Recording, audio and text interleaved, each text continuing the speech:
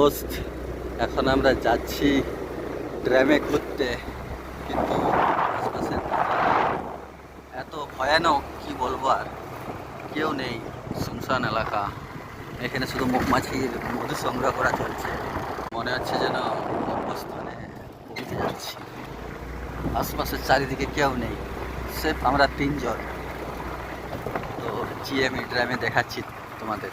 সামনে এসে গেছি, পাহাড়ের চটি দেখা যাচ্ছে, সবাই দেখতে পাচ্ছে অবশ্য।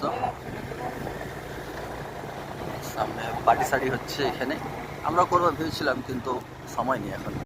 জঙ্গলে যেতে যেতে দেখতে পেলাম একটা খুব সুন্দর টুরিস্ট ঘর। এই যদি রাত্রে এই জঙ্গলের মজা নিতে চাও তো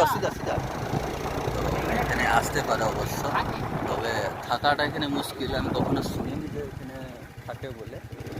তো চারিপাশে শুধু জঙ্গল আর জঙ্গল। এখন তো আমাদের শুধু ফাটতিছে ভয়ে।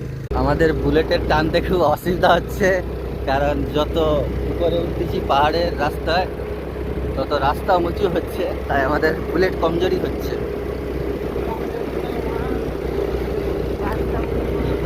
শুধু পাহাড়ের দিকে গাড়ির আওয়াজ দেখো, সাইড থেকে করছে।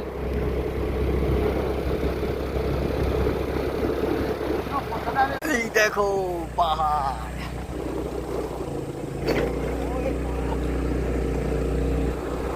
পাহাড়ের রাস্তা আর পাহাড়ের চটি।